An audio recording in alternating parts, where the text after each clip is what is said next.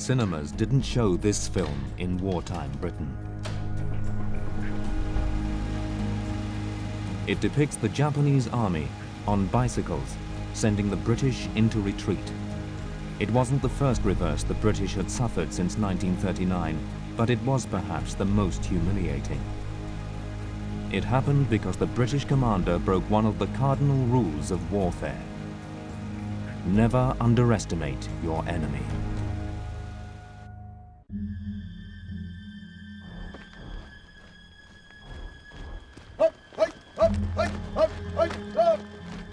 Armies have different ways of underestimating their enemies. They assume they can outgun them or outmaneuver them.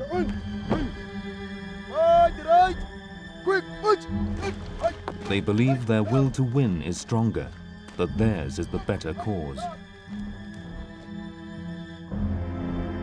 But the most dangerous mistake is unthinking prejudice.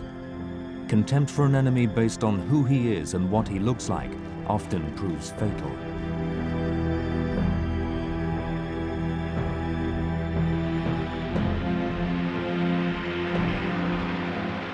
In the heyday of empire, 12,000 British troops invaded the Zulu nation. The British were anxious to develop southern Africa. The Zulus were in the way. A short, cheap war was the answer.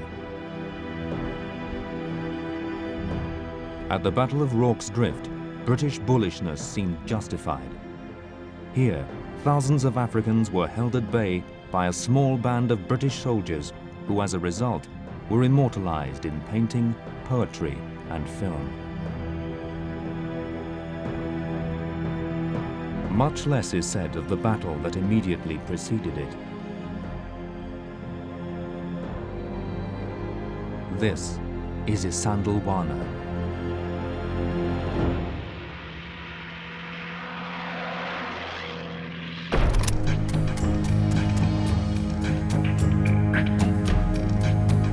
Here on the 21st of January 1879, the unthinkable happened. A Zulu army wiped out an entire British force in a battle the British had always expected to win. The British were not just outnumbered that day, they were outsmarted. I think that there's a psychology which pervades the British, which resulted in this catastrophe. And it manifests itself in a complacency, in an underestimation of the enemy, attributing them with little more than being brave savages.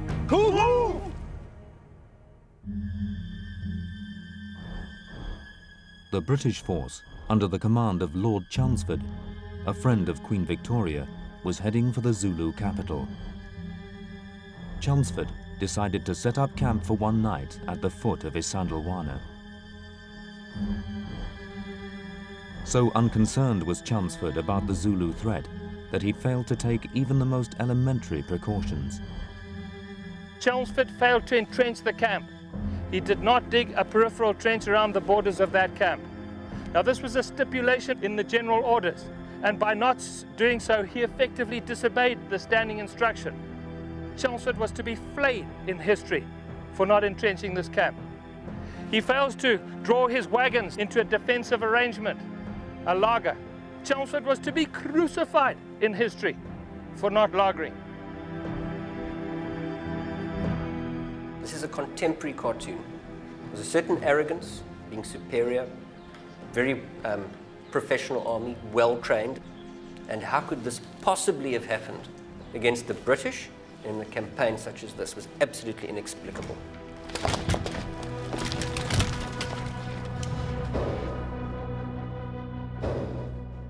The British soldiers who invaded Zululand knew themselves to be the most powerful fighting force in the world.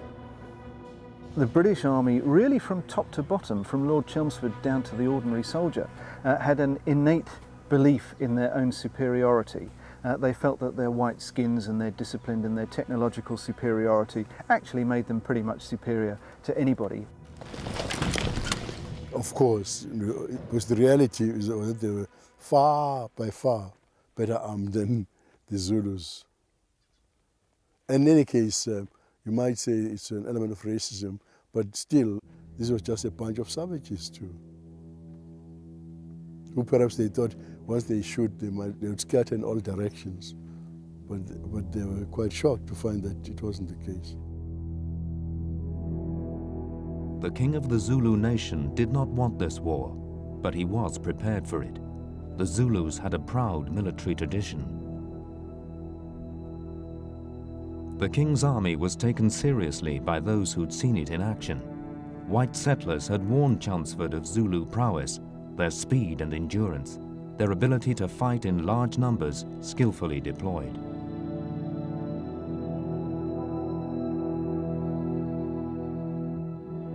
But Chelmsford's only African experiences had been in the Eastern Cape, where his enemy had used hit-and-run guerrilla tactics. He was convinced the Zulus would want to fight in the same way, and that he would have to force them out.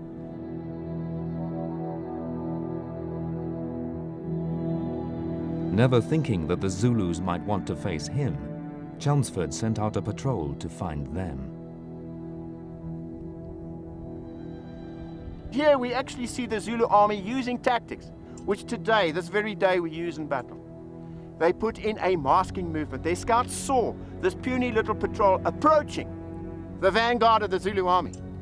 Well, what did they do? They sent out scouts to act as bait and invited this patrol to fire a few fleeting shots at them before disappearing into the long grass. Napoleon is reputed to have said that the general who makes the fewest mistakes wins the battle. The Zulu generals undoubtedly made the fewest mistakes. If one starts to tally those, the British, one finds a very considerable list.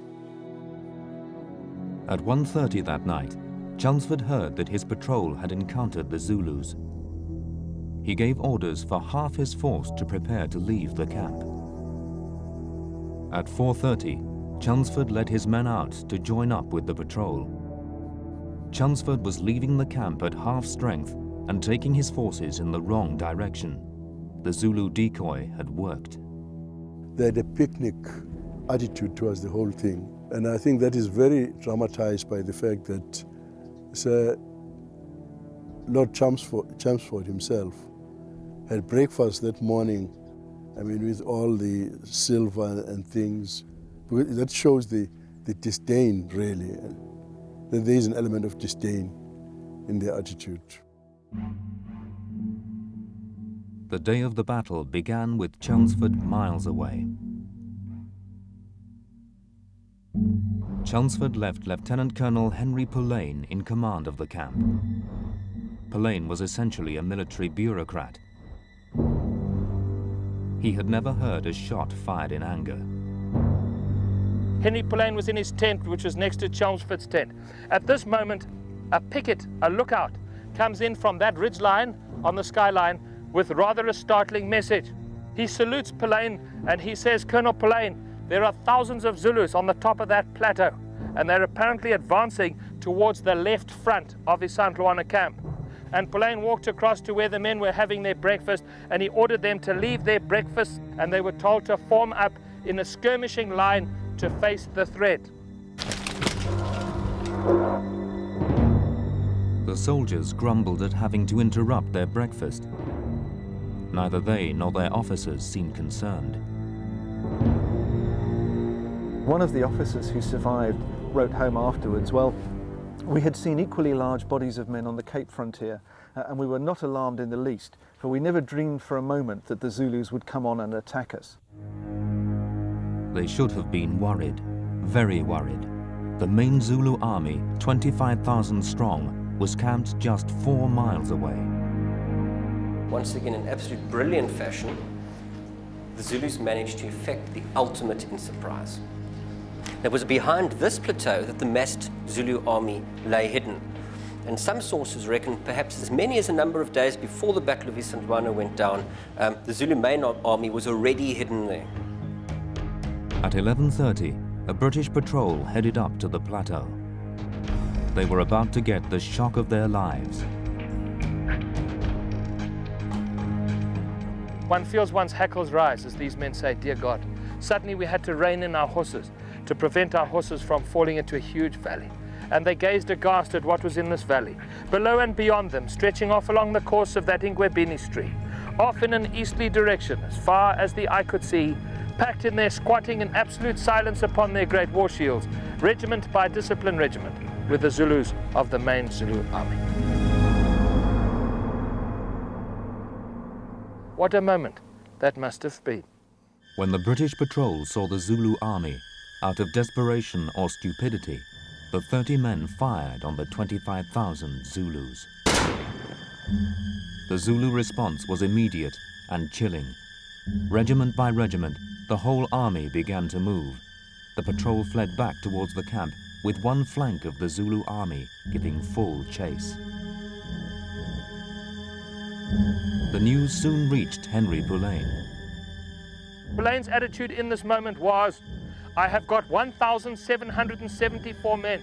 Of these men, 1,000 are veteran soldiers equipped with modern breech-loading lever-action Martini Henry rifles. These rifles can deliver 12 rounds per man per minute. They can fire accurately a 600-grain slug of lead accurately at ranges up to 800 yards. I put it to you that Pulaine's attitude in this tent is roll on, Zulus, roll on, and we'll thump the blighters in the open.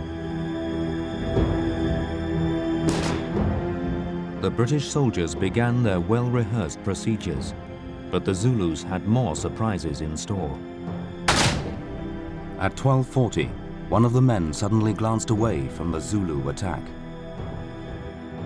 The traditional Zulu tactic, known as the horns of the buffalo, was moving inexorably into position. The second flank of the Zulu army had appeared.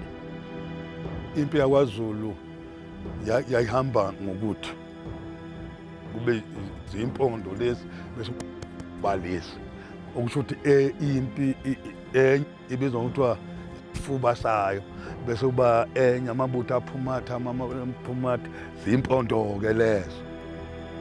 Soon the horns of the buffalo and the chest were firmly established. The next stage, as the horns close, is called eating the enemy. Zulu tactics required them to charge right into the massed firepower of the British army. Their casualty rate was enormous, but still they kept coming. Another factor had come into play on the Zulu side: motivation. Everybody knew that this was a foreign army coming into Zulu territory. This was somebody who had broken the doors down of the house and had invaded. That was realized by the men who fought this war and who had to run across this valley to get close enough to those guns to kill the people firing them. Call it a charge, if you will.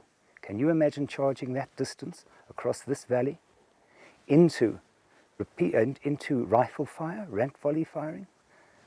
Very difficult thing to do. This was chasing the burglars out. But then the Zulu advance faltered. The Martini Henry rifles were having the desired effect. There's certainly a point fairly early in the battle when the British seemed to be winning. The men seemed to be in good spirits. They were laughing and joking and convinced they were giving the blacks an awful hammering. And there's very much a feeling, again, that this battle is going to go the way that the British want it to go. The Zulus were pinned down, unable to move forward, hiding in the long grass. Then from the ridge, an old Zulu chief strode onto the battlefield in front of the crouched warriors and screamed at them to move forward. Your king never ordered you to lie down. He ordered you to fight. Wayekhona umkhosana okwababamkhulu wawubaba. Okwathi mayisi isibambene lapha noma ngeke ngisho exactly ukuthi kwakuyiphi indawo lapha. Yathi mayisima laphana wayidonsa ukuthi ayingene ngaphakathi. Ikwenzela bebaqothe baqede phela. Lapho umkhosana efike wafela khona. The Zulus moved forward. The horns closed.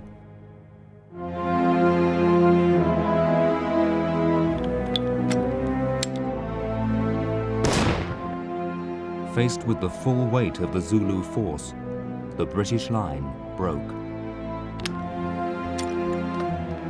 There are stories of men running out of ammunition, stories of guns jamming, stories of native contingents running away. But as the Zulus advanced, the British line broke. Chingwayo, the Zulu general, from a vantage point up on the ridge, watched his plan work. This was his finest hour. This was an enormous battle. This battle had its moment when it might even have been a British victory. But all those things that make good soldiery came into play. Good tactics, good men, use of the ground, mobility, communication. And the British were short on many of those. And the Zulus were long on many of those. And the Zulus carried the day. I'm convinced that we have to appraise this battle accordingly. We have to stop looking at it as a British defeat and disaster. Overwhelming numbers of savages coming over the hills, darkening the azure skies with clouds of assegais. Go and read the poetry of this period. Forget it. These were brave, intelligent human beings under intelligent command, executing brilliantly issued commands brilliantly. And they carried it off in 2 hours, all over. Modern British Army. Finished.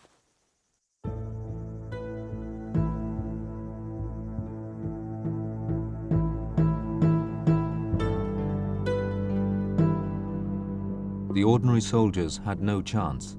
They were outnumbered and outmaneuvered. In groups and alone, they fell.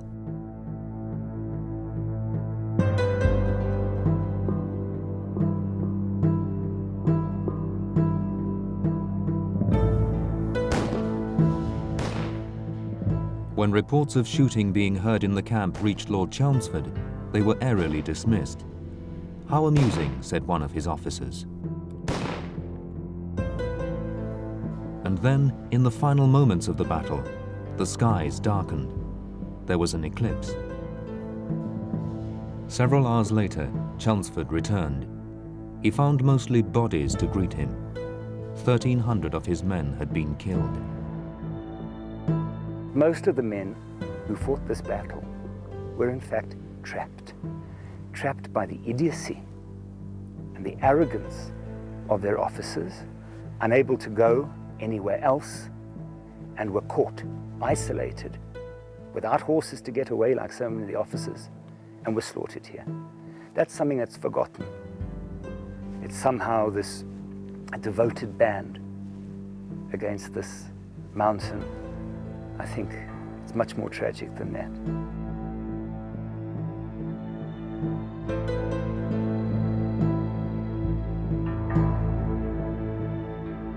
Chelmsford's failure to recognize the ability of his enemy had cost his men dearly.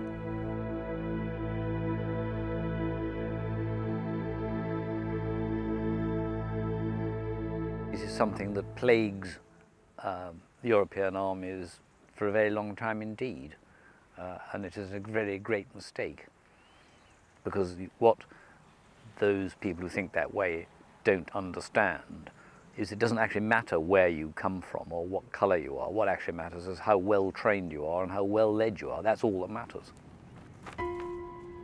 In Britain, Isandlwana was seen as an aberration. No lesson was learned. Even in the next century, British armies and British officers were still paying the price for underestimating their enemies. In 1942, General Arthur Percival was about to oversee one of the greatest British defeats of modern times. Percival misled himself about the strength and intentions of his enemy, and in doing so, took away his men's will to fight. Before the war, Singapore was Britain's stronghold in the Far East. In the 30s, Britain had turned the island into a giant fortress, a huge naval base defended by enormous guns pointing in the direction from which everyone assumed the enemy would come, the sea. Well, you know, all along we were told that Singapore would never fall. It's the pride of the British Empire, you know. There you have all the big guns, you know, facing the sea. And if enemies were to come from the sea, well, they had no chance of taking Singapore. We thought Singapore would never fall. Such a strong fortress. British confidence reigned supreme. They even knew who the enemy would be, but saw no real threat. The Japanese were regarded as little men with short-sighted, scared of heights, inability to control machinery, people who brought very poor bits of machinery in with them, which was, of course, all psychological nonsense, and they believed it all. Japan's invasion of China in 1937 should have been a warning, but the belief in British superiority persisted. They know from observers watching the Japanese in the war in China that they're very hardy, frugal soldiers who may be okay, behaved in a very brutal way, but they were highly efficient as well. But like so often happens, and I can quote other examples, people look at the intelligence and don't actually believe what they're seeing because it doesn't suit them. And again, this comes back to the business of underestimating the enemy. It's often assumed that the Japanese invasion tactics took the British completely by surprise. It's certainly true that all those seaward-pointing guns turned out to be pointing the wrong way, but in fact, it had been known for years that plans for the defense of Singapore were hopelessly wrong.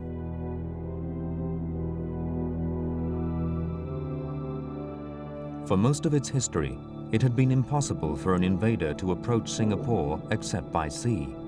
To the north was Malaya, a country covered by impenetrable jungle, forming a natural defensive barrier to the island. But Malaya had developed as a major supplier of the world's rubber. Now roads crisscrossed the forests, providing access for businessmen, traders, and invaders. Road networks were built, the railway was expanded, jungle was cleared for rubber plantation, and by the middle to late 1930s, it did become possible to think of an invader moving through Malaya down towards Singapore. In 1937, the British even commissioned a report that predicted exactly how the Japanese would invade. But the government, reluctant to spend money, still convinced the Japanese posed no threat, did nothing. Lieutenant General Arthur Percival was the army commander in Singapore. He had been a staff officer in the 30s and had played a major part in writing the 1937 report. But he believed he could do nothing to force the government to act. You would have thought that Percival would have immediately started to kick up a tremendous fuss about how he couldn't hope to defend Malaya and Singapore with such an understrength army. But Percival was, the only term I can use, a true company man. And he tried to do what he thought was the best he could with what he had. I think Percival was too weak as a leader. He'd been a very brave battalion commander in the First World War, but that, I think, was about his level. He was also actually quite intolerant. He was intolerant of some of the people he commanded because he hadn't been to staff college. He was, in a way, a sort of mixture of a military snob and a guy who actually is a bit weak when it comes to moral things.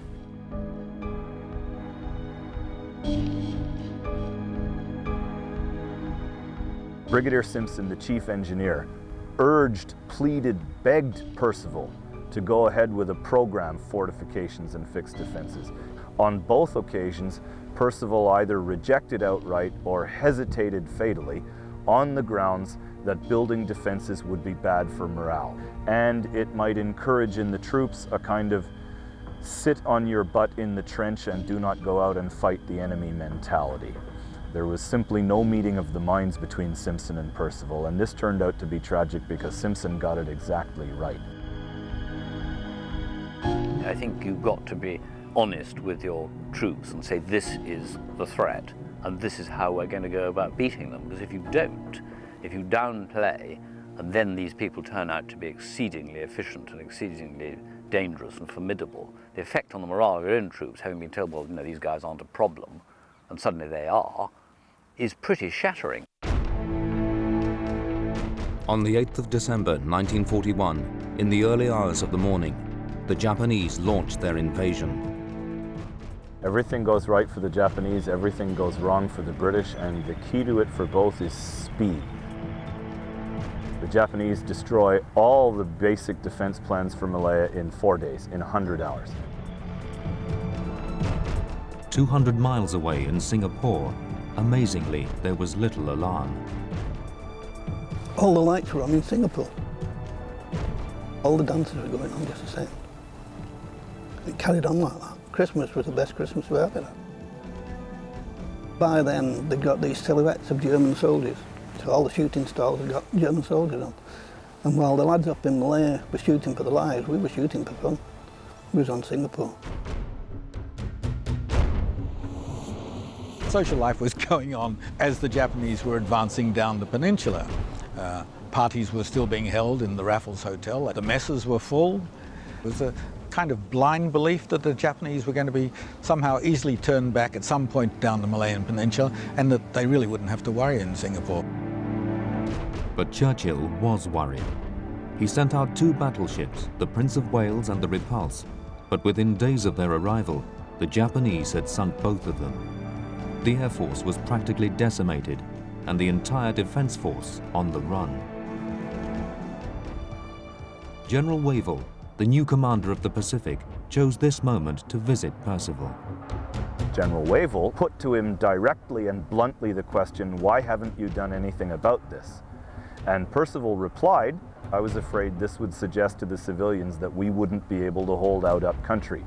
It would be bad for their morale. Wavell, and you can understand his frustration, said acidly, it's going to be a hell of a lot worse for their morale when Japanese troops start pouring across the causeway and along an undefended coast. As the Japanese neared the island, the bombing raids intensified. Finally, the dances at the Raffles Hotel came to an end.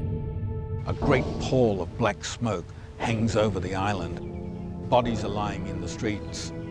The hospitals are overrun with injured from the bombings and also from the fighting in the north. The Japanese then start dropping incendiary bombs. One of them hits an Indian hospital, 700 people burnt to death in that hospital. And it gets really beyond all control. And once the water gives out, Percival's will to stand and fight has simply been crippled.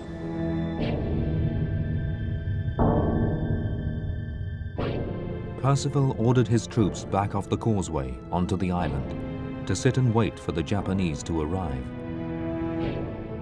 What happened here in Singapore was, for the British Empire and its armies, nothing new. They'd seen it before. It had happened at Bunker Hill in Boston. It had happened at Isan Luana in southern Africa. British Empire armies paid a terrible price for not taking seriously enough an enemy which didn't look like them, dress like them, act like them, fight like them. The disaster that began at Bunker Hill marked the end of Britain's first empire. The disaster that reached its climax here in Singapore, in the long run, marked the end of its last.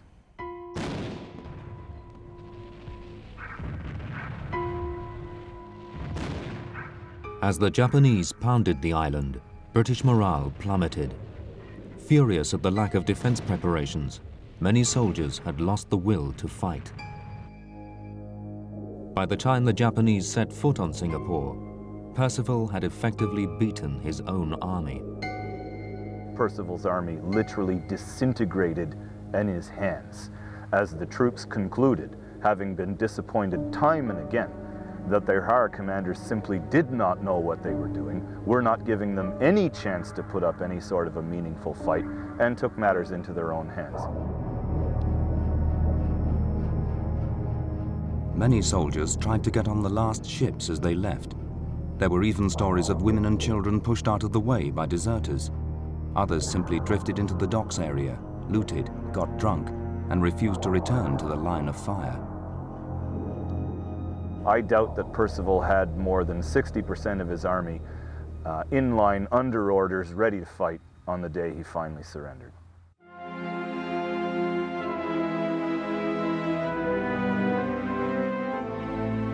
General Yamashita set up his headquarters in the Ford Motor Factory.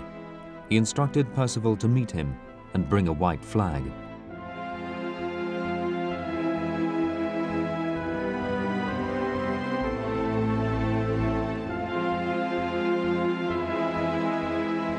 Percival signed away British influence in the Far East and committed himself and his men to Japanese prison camps.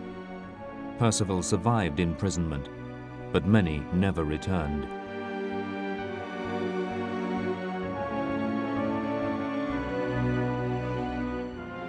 Those who fought and those who gave up were all treated the same. They had all lost. In the annals of military blunders, fatal overconfidence was never confined to the British. Other armies found it just as hard to learn the lessons that resulted from underestimating your enemy. And after World War II, that sense of superiority was bolstered by huge technological advances in military hardware. Western armies often underestimate their opponents. There is very often a tendency to believe in technology, that technology is the answer, that technology is the panacea. It enables you to hold the enemy at arm's length, to punish him without him being able to punish you.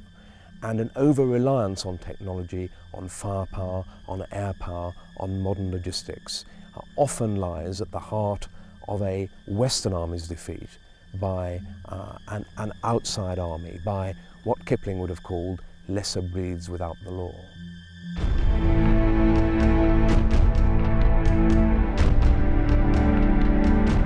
This is the army that took on the greatest superpower in the world and refused to be beaten. This is the army that threw out its colonizers. This is the army of Vietnam. This is the French army that thought it could beat them.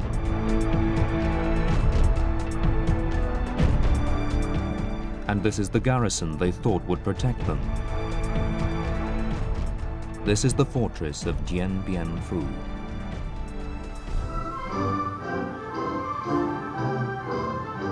And this is the battle the French lost. The Vietnamese victory at Dien Bien Phu would bring down the French government, end the colonization of Vietnam, and sow the seeds of war with America. But in 1953, the French were still confident. They knew their days in Vietnam were numbered, but did not want to leave the country to the communists. Dien Bien Phu was the answer.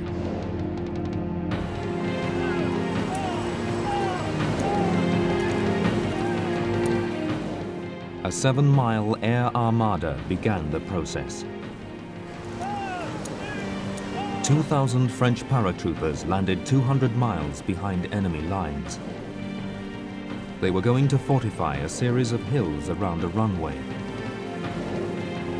The man behind the plan, General Henri Eugène Navarre, was building a massive base right in the heart of enemy territory. From here, Navarre intended either to hunt out the enemy or draw them onto massive French firepower, constantly resupplied by air. Alors il y a eu le fameux plan Navarre, en disant si j'occupe Dien Bien Phu dans cette montagne, loin de tout, en enterrant des gens, le Viet se cassera la figure à essayer d'attaquer ça, quoi. C'était en gros, si vous voulez, le plan Navarre, attirer les Viet et les détruire, quoi. Voilà donc pourquoi Dien Bien Phu a été choisi. Navarre appointed the aristocratic Colonel Christian-Marie Ferdinand de Lecroix de Castries as head of the garrison. Castries is reputed once to have said, "To make life sweet, a man needs a horse to ride, an enemy to kill, and a woman to bed." His opponents took a more austere approach to warfare. 8,000 Vietnamese communists died at Dien Bien Phu. As at Isandlwana, their motivation was to make all the difference. Thực ra thì đối với người lính Pháp, thậm chí là hãm hiếp phụ nữ, gây những cái cảnh mà không thể ai chịu được. Cho nên nhìn những người lính Pháp lúc bây giờ là với một cái suy nghĩ chúng tôi rất uất ức, muốn trả thù ngay.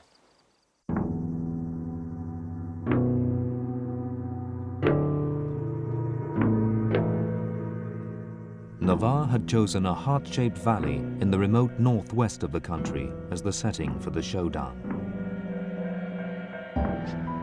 Each of the fortified hills was given a girl's name: Eliane, Dominique, Gabrielle, Anne-Marie, Béatrice. it was rumored they were named after de Castries' mistresses.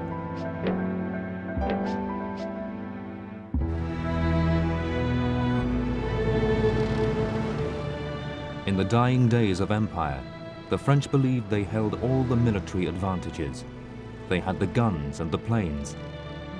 The Vietnamese did not.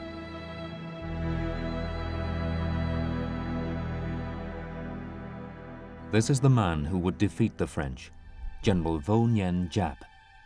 He had to get his forces to Dien Bien Phu and support them. He set about planning one of the greatest logistical feats in military history.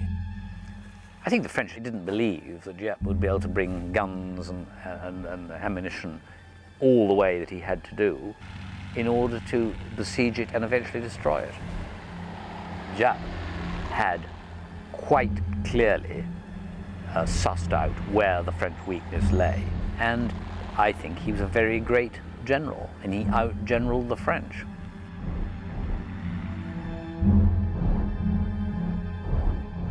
Giap was well aware the French thought the Vietnamese were powerless to stop them.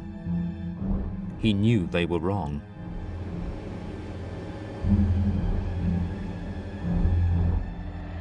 The Navarre plan relied on the ability of the French to outgun and outsupply the Vietnamese.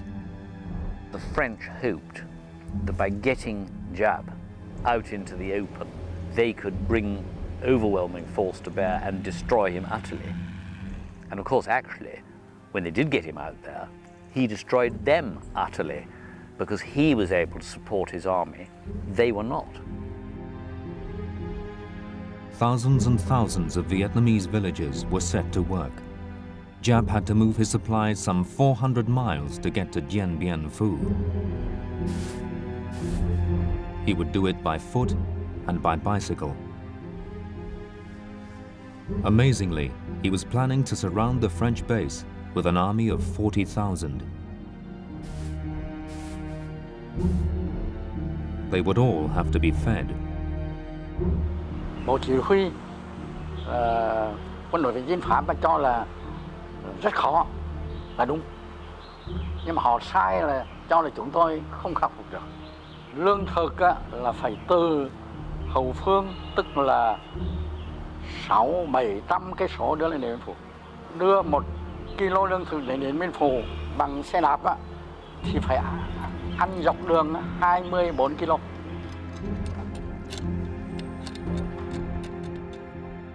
Thousands of weapons were dismantled and pushed on bicycles adapted with bamboo rods.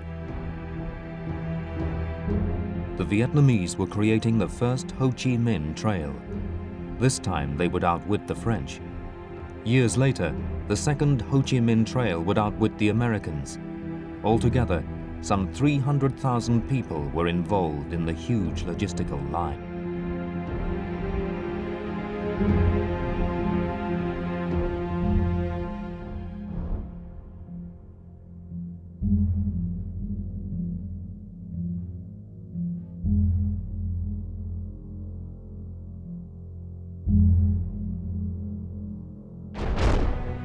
Giap had acquired large 105mm guns from the Russians and the Chinese. The French never expected to face them at Dien Bien Phu. Moi je me disais, Giap, il va laisser tomber Dien Bien Phu, puis il va contourner. Il va aller se battre ailleurs. On aurait eu bonne mine aussi là. Non, il a préféré attaquer, il fallait le faire aussi, quoi. Mais je pense que le haut commandement ne l'avait pas prévu, et même moi qui avais l'habitude, je ne pensais pas qu'il mettrait autant de force et sacrifier autant de vies humaines pour prendre Dien Bien Phu.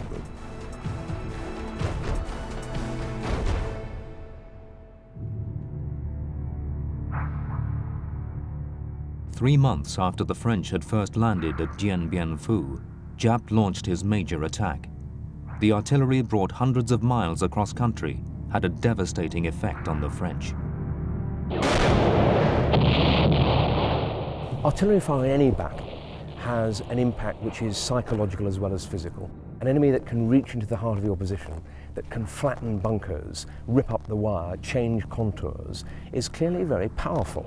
And it's all more damaging if you've rather undersold the enemy up until then. And that's what happens at Dien Bien Phu. proves to the garrison that they're dealing with a very powerful opponent indeed. The French artillery officer, Colonel Pirot, was beside himself. He had claimed the Vietnamese would never outgun the French. In desperation, he took a hand grenade and committed suicide. A French force of 17,000 was now surrounded by an enemy 3 times its size. But the French still hoped that their air power and superior technology would win the day. And General Giap learned not to underestimate that advantage. Giap followed the artillery barrage with wave after wave of infantry assaults on the fortified positions. But he realized that the human cost was too high. Nếu chúng tôi mà đánh theo cái cách đánh nhanh thắng nhanh á, như đi mong muốn á, thì đúng đây là một cái máy, một cái lò nghiền thịt, pháo kéo vào kéo ra, bộ binh kéo ra hết, chuẩn bị lại.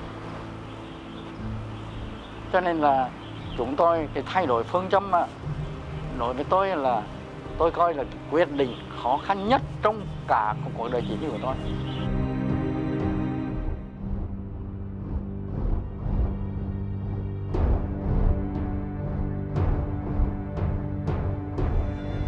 Giap was going to ring Dien Bien Phu with trenches to get closer and closer to the French.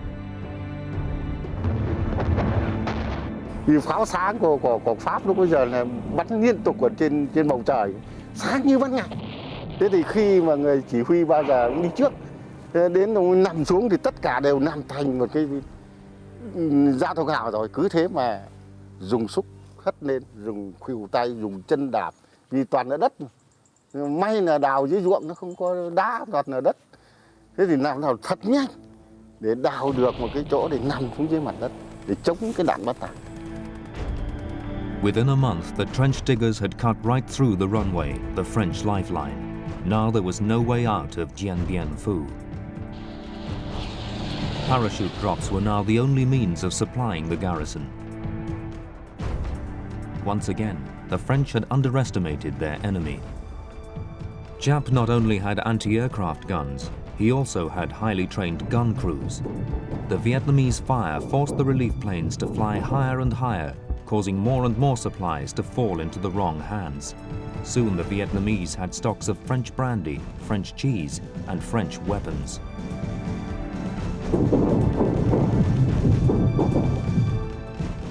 The Vietnamese even got the medals of promotion meant for de Castries. The garrison was beginning to run out of food, out of medicine, and out of ammunition. The orders were, however, to hold out. Losing the fortress was simply unthinkable. The siege of Dien Bien Phu lasted for 56 days, and as conditions in the French bunkers worsened, so did morale. De Castries, the commander, withdrew into his bunker, refusing to speak to anyone. The morale must have been pretty low, actually, when you think that there was no way out. The last aircraft to take out wounded was about 6 weeks before the end. And so the wounded had nowhere to go except lie in filthy, half waterlogged, excreta-filled, maggot-ridden bunkers in the monsoon, waiting for death.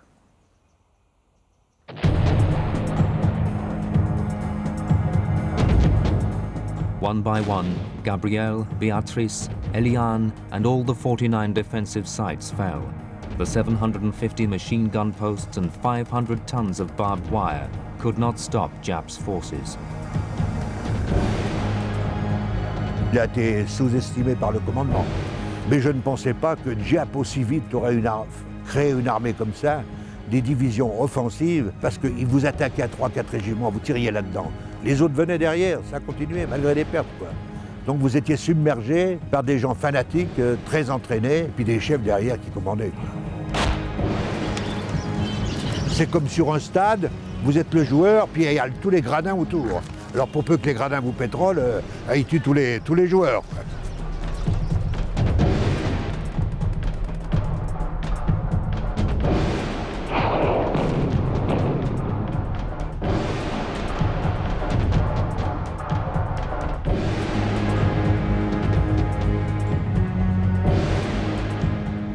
tôi thì tiến trước. Vừa mới tiến đầu tiên vào những cửa hầm thì tôi nhìn vào trong này. Thế thì khi tiến lên trước Đờ Cát thì ông Đờ Cát có lẽ là ông ấy cuống cái nào ấy. Chắc là ông cuống thôi. Thế ông này đứng dậy, ông giơ tay, bắt tay. Lúc bây giờ tôi ngạc nhiên quá, nghĩ trong đầu quái nhỉ? Sao này bắt tay? Bắt tay thế nào được? Hôn nó mày. Thế là ông Đờ Cát nghe chữ hôn nó mày, ông ấy lùi 2 bước, ông giơ tay lên. Ông nói một tràng tiếng Pháp. Nào tôi có biết ông nói gì đâu. Sau thì ông Luật ông bảo là, tướng Đờ Cát bảo là xin các ông tha chết, tôi xin đầu hàng. The French forces at Dien Bien Phu had been largely financed by the United States. The Vietnamese victory had cost France a colony and America $385 million. In the end, it was to cost the Americans very much more. They would bog themselves down in a war they couldn't win. They too would pay the price for underestimating the enemy.